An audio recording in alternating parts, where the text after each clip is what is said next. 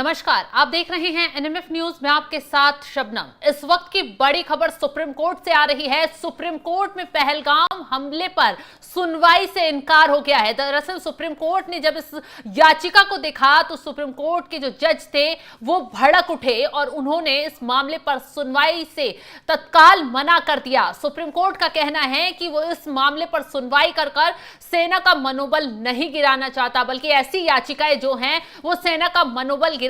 बता दें कि पहलगाम में आतंकी हमला हुआ तो उस हमले में 26 पर्यटकों की मौत हुई। 26 पर्यटकों को आतंकियों ने गोलियों से भून डाला। इस हमले ने पूरे देश का खून खौला दिया।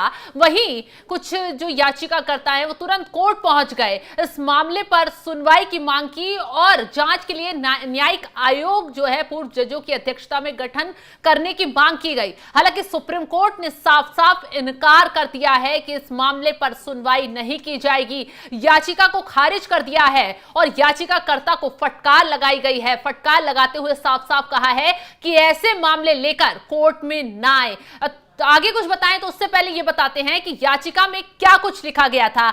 जो याचिका कोर्ट में लगाई गई थी उसमें मांग करते हुए साफ साफ कहा गया था कि सुप्रीम कोर्ट के रिटायर्ड जज की अध्यक्षता में एक न्यायिक आयोग के गठन की मांग की गई। इसके अलावा याचिका में केंद्र, जम्मू कश्मीर, सीआरपीएफ, एनआईए को जम्मू कश्मीर के टूरिस्ट इलाकों में नागरिकों की सुरक्षा सुनिश्चित करने के लिए एक्शन प्लान तैयार करने का निर्देश देने की मांग भी की गई थी। याचिका में कहा गया था कि कोर्ट केंद्र सरकार को निर्देश दे कि वो इस हमले की जवाबदेही सुनिश्चित करने के लिए एसआईटी का गठन करे। याचिकाकर्ताओं में फतेश कुमार शाहू, जम्मू कश्मीर के रहने वाले मोहम्मद जुनैद और विक्की कुमार शामिल हैं। बता दें कि पहलगाम हमले के बाद केंद्र सरकार ने हालांकि कई बड़े कदम उठाए हैं, पाकिस्तान पर एक्शन लिया है। बावजूद उसके भी पाकिस्तान पर लगातार कार्रवाई के लिए कदम भी उठाए जा रहे हैं। सिंधु जल समझौते को रद्द कर दिया गया है। वीजा जो पाकिस्तानी थे यहां ठहरे हुए थे उनका वीजा रद्द कर दिया गया।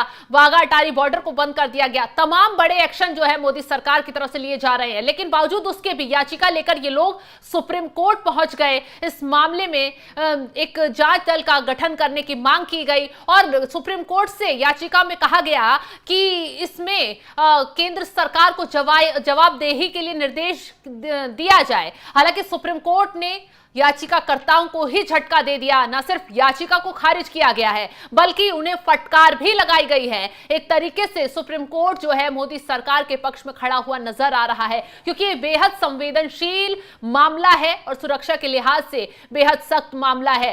तो पहलगाम में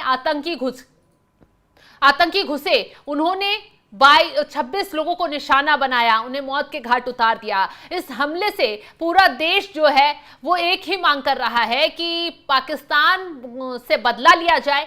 पाकिस्तान में आतंक को पालने वाले, आतंक को सपोर्ट करने वाले सभी लोगों को तबाह किया जाए। लगातार ये मांग उठ रही है। हालांकि इस मांग पर मोदी सरकार काम भी कर रही है। प्रधानमंत्री मोदी ने सीसीएस की बैठक की है। कल एक ही दिन में 5 बड़ी बैठकें हुई है। पूरी प्लानिंग तैयार की जा रही है। एनआईए की टीम भी पूरी जांच के लिए पहलगाम पहुंची थी, बेशन घाटी का दौरा किया था। अब रिपोर्ट बनाकर एनआईए की टीम वहां से लौटी है। क्या क्या सबूत मिले हैं ये सब रिपोर्ट में लिखे गए हैं और इसके साथ ही साथ बताया गया कि कैसे आतंकी ठहरे हुए थे, कैसे आतंकियों ने सिर्फ पहलगाम ही नहीं बल्कि 3 और जगहों की रेकी की थी। उनके निशाने पर 3 और जगहें थी। ये सब रिपोर्ट में बताया गया है। कई बड़े खुलासे हुए हैं और चीन ने कैसे इस आतंकी हमले में चीन का कनेक्शन कैसे सामने आया है, ये सब बातें बताई गई हैं। और इसके साथ ही जैसे ही एनआईए की टीम वहां से पहुंची है तो एनआईए के डीजी तुरंत जो है पहलगाम पहुंच गए हैं और हमले वाली जगह का उन्होंने मुआयना किया है। पूरा इलाके की पूरी रेकी की गई है। देखा है कि कैसे किस तरीके से घटना को अंजाम दिया गया, किस तरफ से आतंकी घुसने में यहां कामयाब हो पाए और किस तरफ से भागने में कामयाब हो पाए होंगे। इसको लेकर पूरी रिपोर्ट तैयार की गई है। लेकिन बावजूद उसके भी कुछ लोग जम्मू कश्मीर से सुप्रीम कोर्ट पहुंच जाते हैं और इस कार्रवाई पर न सिर्फ सवाल उठाते हैं बल्कि केंद्र सरकार को ही इस मामले पर जवाबदेही देने के लिए कहा जाता है। लेकिन सुप्रीम कोर्ट इस मामले पर बेहद गुस्से में नजर आया और साफ साफ कहा कि वो इस तरीके की याचिकाएं जो हैं वो सेना का मनोबल गिराएगी, क्योंकि जम्मू कश्मीर में सेना अपने लेवल पर काम कर रही है, सभी पर निगरानी भी रख रही है। फिलहाल जिस तरीके से सुप्रीम कोर्ट ने इस मामले पर बड़ी टिप्पणी की और याचिका ही खारिज कर दी, उस पर आपका क्या है कहना, कमेंट कर अपनी राय जरूर बताएं और तमाम खबरों के अपडेट के लिए आप जुड़े रहें एनएमएफ न्यूज के साथ। नमस्कार।